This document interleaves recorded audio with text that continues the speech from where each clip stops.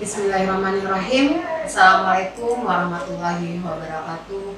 Yang terhormat Bapak dan Ibu Asesor yang akan melakukan penilaian terhadap video pembelajaran yang akan saya lakukan. Perkenalkan Bapak Ibu, nama saya Putri Nelly Sofia.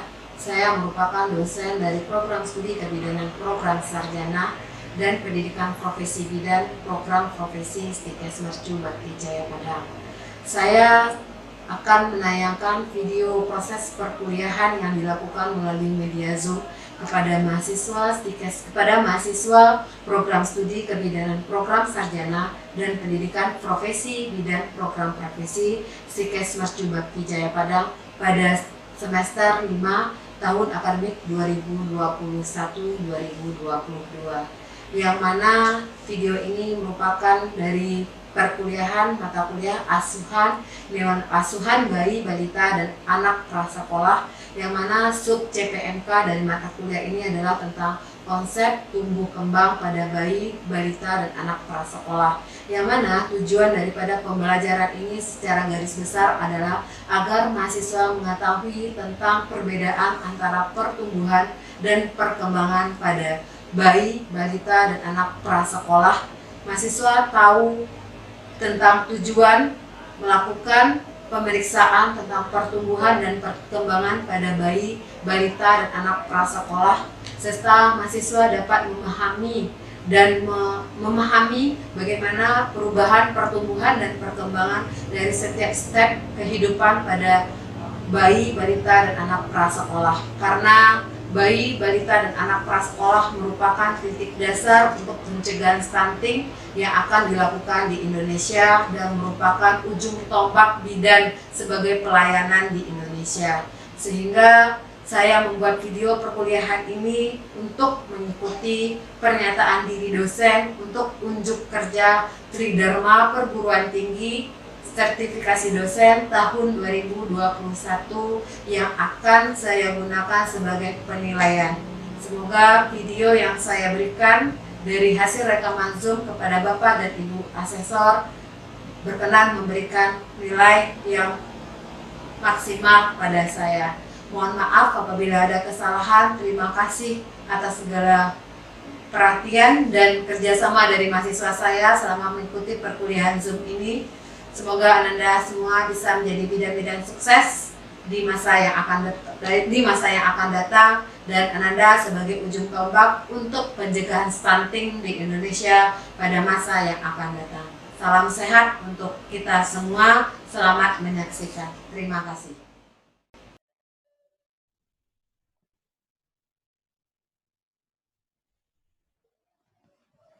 Oke, Ananda semua, kita mulai kuliahnya. Bismillahirrahmanirrahim. Assalamualaikum warahmatullahi wabarakatuh. Waalaikumsalam warahmatullahi wabarakatuh. Selamat siang untuk Ananda semua. Kita hari ini akan belajar pada mata kuliah bayi, balita, dan anak prasekolah, yang mana pada siang hari ini materi yang akan Ibu berikan yaitu tentang konsep tumbuh kembang pada bayi, balita, dan anak prasekolah. Yang mana di materi ini kita akan belajar nanti mengenai apa itu pengertian dari tumbuh kembang, ciri-ciri dari tumbuh kembang, faktor-faktor yang mempengaruhi tumbuh kembang, dan perkembangan, tahap-tahap perkembangannya. Jadi sebelum kita masuk tentang tumbuh kembang itu sendiri, anak bukanlah miniatur orang dewasa, tetapi mereka adalah makhluk kecil yang diyakini memiliki potensi diri. Jadi anak itu bukan miniatur ya, dia merupakan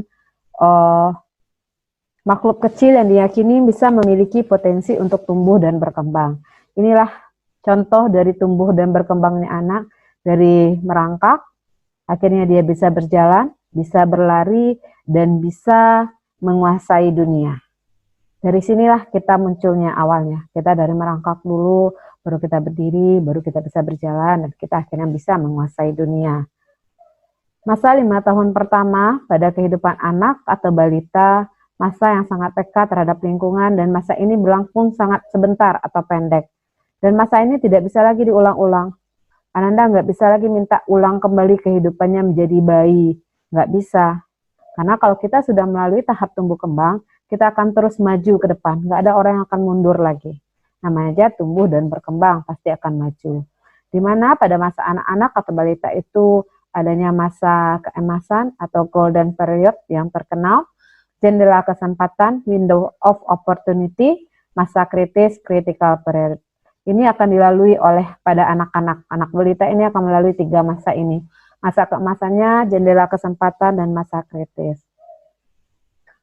Masa pertumbuhan dan perkembangan anak itu yang dikenal dengan masa golden age atau masa emas pertumbuhan tadi, yang pada masa ini pertumbuhan dan perkembangan yang terjadi semasa usia dini akan menjadi fondasi bagi anak di masa dewasa. Jadi pertumbuhan dan perkembangan yang dilalui pada anak-anak menjadikan fondasi anak-anak itu kelak nanti di dewasa. Setiap anak itu akan tumbuh, berkembang, dan belajar dengan kecepatan yang berbeda dengan anak yang seusianya. Jadi nggak bisa disamakan. Anak usia 1 tahun dikumpulkan dengan anak usia 1 tahun, atau anak usia 12 bulan dikumpulkan dengan anak usia 12 bulan, nggak mau dia nggak mau sama. Dia punya statement yang berbeda-beda masing-masing anak itu. Yang penting dia melalui tahap dan perkembangan yang sama. Tapi dia nggak mau sama, maksudnya Bu, nggak bisa dia disamakan semuanya. Ada yang anak 12 bulan, ada yang belum bisa jalan, ada yang sudah bisa jalan, ada yang sudah bisa berbicara berapa kata, ada yang belum. Jadi dia akan belajar sesuai dengan kecepatan, sesuai dengan usia anak masing-masing. Ini kita kenal dengan istilah pertumbuhan atau growth. Pertumbuhan itu adalah growth. Ini usia 1 tahun. Usia 1 tahun ini dulu kemampuannya. Dia hanya bisa duduk, atau bisanya 0 sampai 1 tahun ini nanti dari mulai duduk, dia sudah mulai berdiri. Ini dia, sudah bisa untuk mengukur dari ukuran tingginya. Sudah semakin tinggi dia, terjadinya pertambahan tinggi pada anak-anak ini. Dimulai dari usia 0 atau 0 hari atau 0 tahun sampai dia di usia 5 tahun. Pertumbuhan itu atau growth itu adalah bertambahnya ukuran dan jumlah sel serta jaringan interseluler, berarti bertambahnya ukuran fisik dan struktur tubuh dalam arti sebagian atau keseluruhan. Jadi bersifat kuantitatif. Pertumbuhan ini bisa dihitung, bisa kita hitung dia. Dari tingginya yang baru lahir dari 50, nanti tambah jadi 70, tambah lagi jadi 90, tambah jadi 120, itu bisa diukur. Berat badan juga seperti itu, lingkar kepalanya juga seperti itu. Ada angka-angka kuantitatif yang bisa kita hitung dari pertumbuhan atau growth itu. Ini dia contoh pengukuran pertumbuhan atau growth. Ini kita bisa ngitung berat badannya, kita timbang anaknya. Bisa kita hitung lingkar kepala, bisa kita hitung tinggi badan anaknya. Ini dia ya dari pertumbuhan yang tadi, bisa kita nilai dia. Jadi dia bersifat kuantitatif. Jadi dia bisa dihitung. Ini yang dikatakan dengan pertumbuhan. Ini dia perubahan porsi bentuk tubuh dari 2 bulan sampai dewasa. Ini porsi tubuhnya sampai terbentuklah semuanya menjadi sempurna. Ini anak usia 2 bulan. Ini baru lahir, ini di dalam perut ibu atau fetal. Ini dia setelah baru lahir, dibentuk dari 2 bulan. Ini 2 bulan ya usianya, ini 5 bulan, ini baru lahir. Ini yang awal ini adalah usia 2 bulan, berarti dalam kandungan. Ini 5 bulan, ini baru lahir dia. Ini usia 2 tahun, ini usia 6 tahun, ini 12 tahun, dan ini adalah usia 25 tahun. Karena pertumbuhan itu bisa dihitung, jadi berupa fisik dia. Pertumbuhan kalau bisa dihitung berarti dia berupa pertumbuhan fisik. Karena dia berupa kuantitatif. Berarti dimulai tadi kita bisa menghitung berat badannya. Umur anak 5 bulan itu dia harus punya berat badan 2 kali berat badan saat lahir. Itu usia yang berat badannya harus pada usia 5 bulan itu 2 kali berat badan saat lahir. Sedangkan usianya 1 tahun, itu nanti diukurnya 3 kali berat badan saat lahir. Di sini nanti akan kita tentukan status gizinya. Ini bisa kita menentukan status gizi dari berat badan ini. Setelah umurnya 2 tahun, nanti berat badannya harus 4 kali berat badan saat lahir. Jadi kalau dia lahir berat badannya 2.500, berarti usianya 5 bulan, berarti berat badannya harus 5.000. Berarti umurnya 1 tahun, kan dia lahirnya 2.500. Berarti usia 5 bulan harus berat badannya 5.000 gram. 2.500 gram, berarti 1 tahun berapa? 5 bulan berapa berat badannya Ella?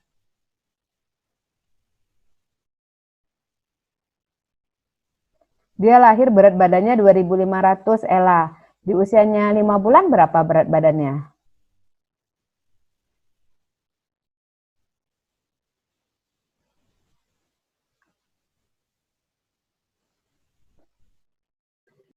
(2.500) dikali 2 di usia dia 5 bulan. Berarti dapatnya berapa Ella? 5.000 gram, Oh Bu. iya, 5.000 ya. Benar Ella ya. Kalau usianya 2 tahun, berarti berapa berat badannya Mela?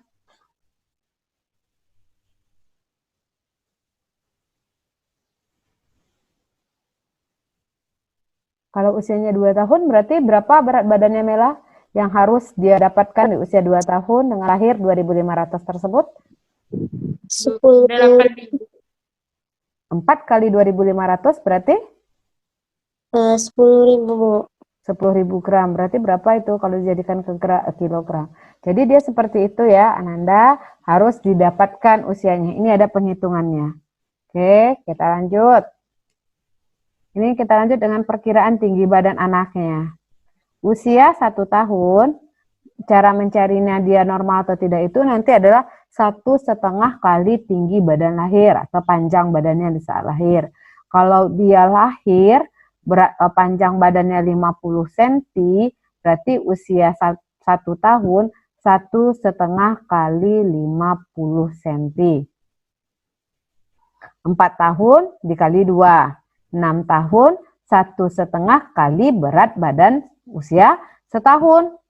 Ingat ya, kalau dia sudah berusia 6 tahun, 1,5 kali tinggi badan selama setahun. Dah, berarti ini perkiraannya saja. Perkiraannya itu nanti didapatkan angkanya. Usia 13 tahun, 3 kali tinggi badan saat lahir. Sedangkan di usia dewasa, berarti bisa diperhitungkan 3,5 kali tinggi badan di saat lahir. Ya, berarti 1 tahun 1,5, nanti kalau umurnya 4 tahun dikali 2, nanti umurnya 6 tahun kali 1,5 tinggi badan setahun, habis itu 13 tahun dikali 3, dan dewasa dikali 3,5.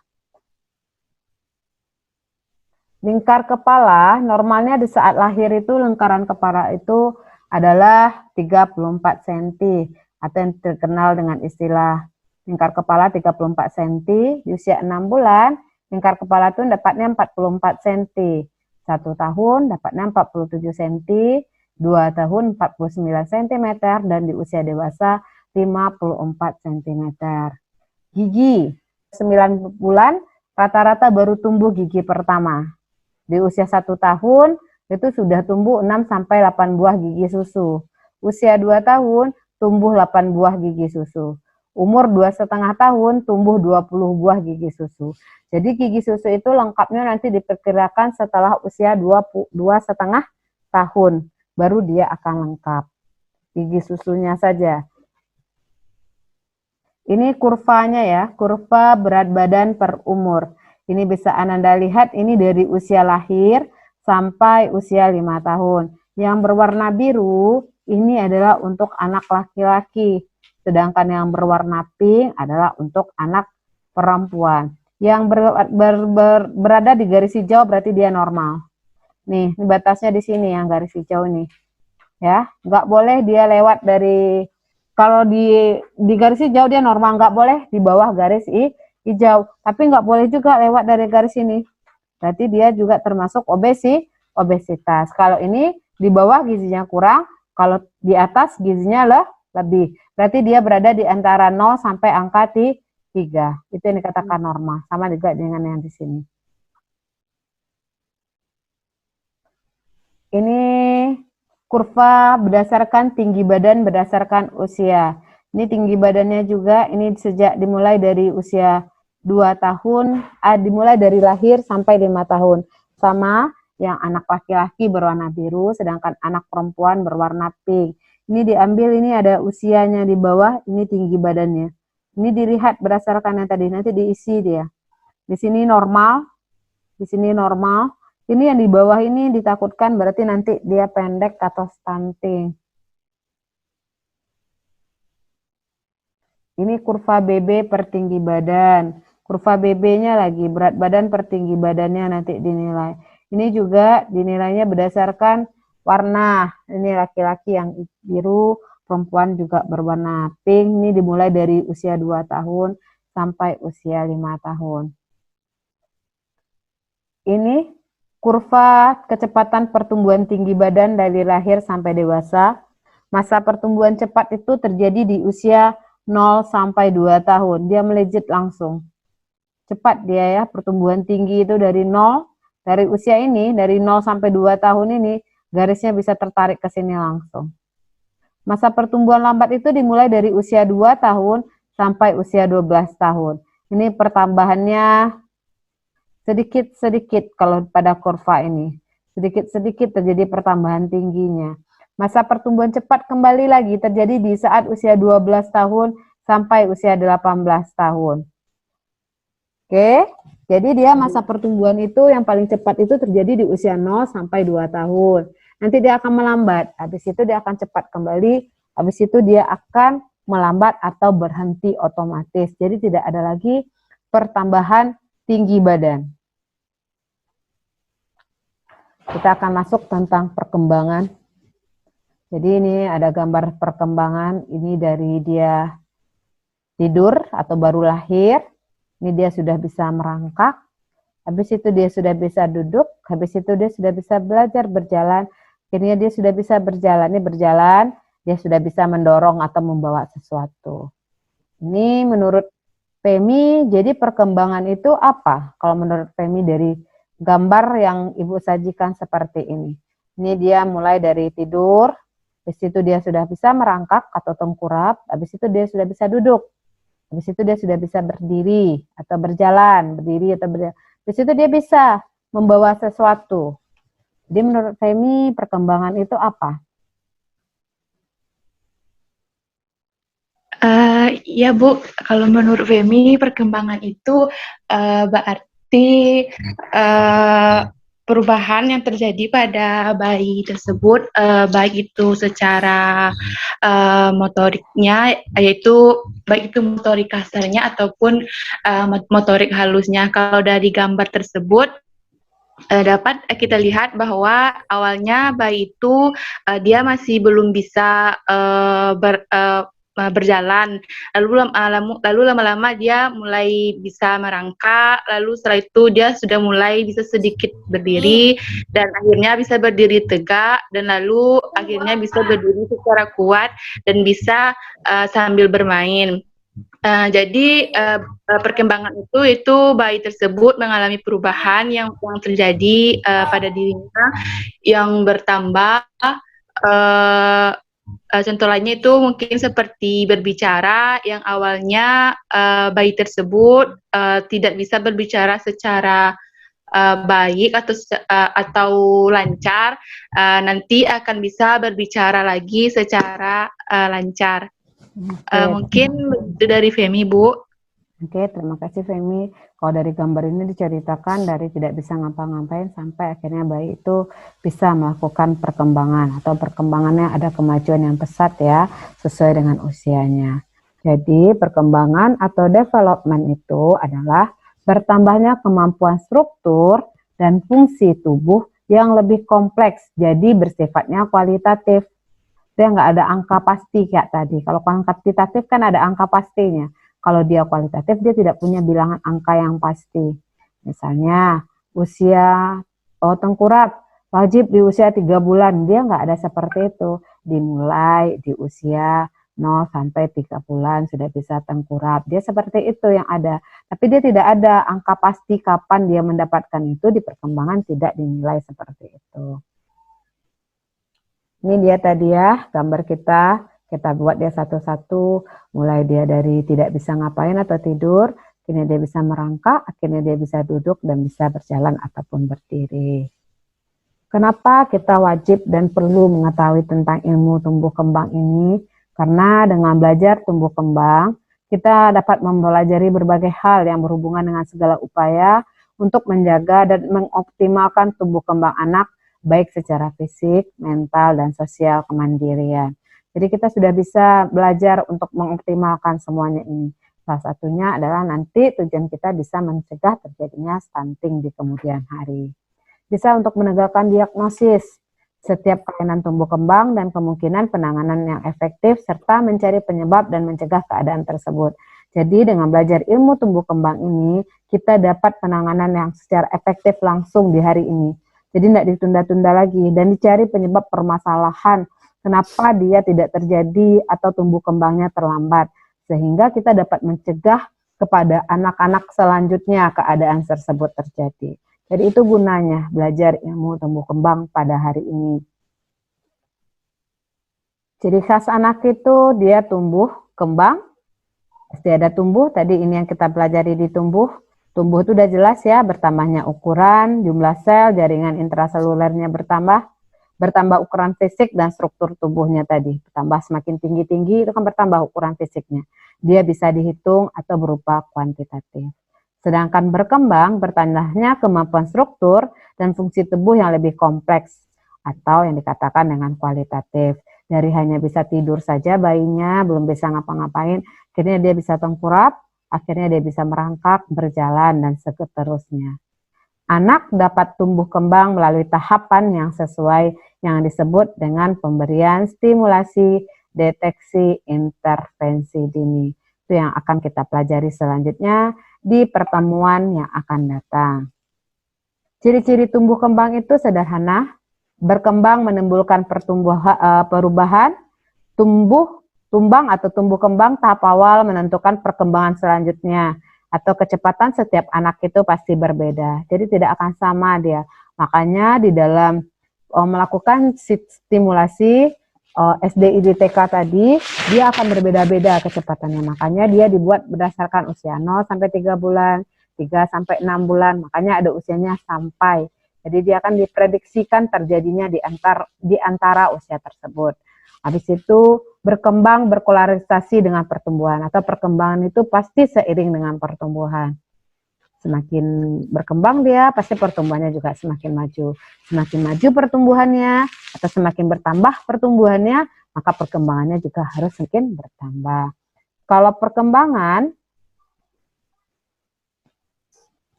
dia mempunyai pola yang tetap. Maksudnya, polanya tuh ada pola tetapnya kalau perkembangan di sini. Dia punya pola yang tetap. Perkembangan memiliki tahapan yang berurutan. Jadi nggak ada dari bayi langsung berlari, nggak ada dia seperti itu. Dia melalui tahapan-tahapan seperti tadi. Jadi dia nggak mau ya, kalau dari bayi bisa langsung berlari Bu, nggak mau dia. Dari bayi dia mulai dulu membalik atau tengkurap, habis itu dia mulai merangkak, habis itu ada yang merangkaknya cuma sebentar, dia bisa langsung duduk. Habis itu ada yang duduknya cuma sebentar, dia bisa langsung berdiri. Ada yang duduknya itu dia lama baru bisa proses berdiri. Habis itu dia langsung berjalan. Nggak ada anak bayi itu baru lahir, dia langsung bisa berlari, itu bukan anak bayi namanya. Oke, dia kalau tumbuh kembang tuh tahapannya itu pasti berurutan, nggak ada yang loncat-loncatan. Prinsip dari tumbuh kembang itu, perkembangan merupakan hasil proses kematangan dan belajar. Kematangan merupakan proses intrinsik yang terjadi dengan sendirinya. Belajar berdasarkan latihan dan usaha. Jadi perkembangan itu proses kematangan. Kita kan belajar terus. Dia jatuh, bangun lagi dia. Lihatlah anak kecil belajar berjalan, semakin sering dia jatuh, semakin gigih dia untuk mencoba untuk berjalan. Dia nggak takut. Nah, dia jalan, coba lagi. Akhirnya besok jatuh, coba lagi. Akhirnya dia bisa. Nggak ada dia langsung sekali berdiri langsung bisa jalan juga. Nggak ada yang seperti itu. Dia prosesnya yang perlu ditahapkannya. Dia melalui proses-proses tersebut. Pola perkembangan dapat diramalkan, terdapat persamaan pola perkembangan pada semua anak. Jadi dia dapat diramalkan. Kalau dia sudah duduk, berarti dia akan belajar untuk belajar berdiri dan berjalan. Dia sudah bisa diprediksi, apalagi tahap-tahap selanjutnya kalau di perkembangan itu. Jadi terdapat pola yang sama pada semua anak. Yang Ibu bilang tadi, anak bayi dari tidur saja dia dulu, baru dia tengkurap, sama. Semua anak bayi akan melalui tahap-tahap seperti itu.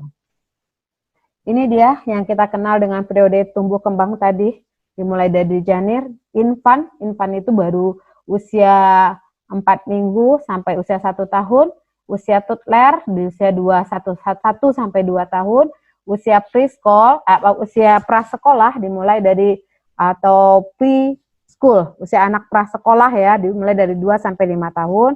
Habis itu dia akan masuk ke usia sekolah dan terakhir dia akan masuk ke dalam usia remaja. Ini dia periode tumbuh kembang. Pasti ini dilalui dulu semuanya. Nggak ada yang langsung jadi remaja dia. Pasti dia dimulai dulu dari janin, dimulai dia dari bayi, baru dia melalui tahap ini.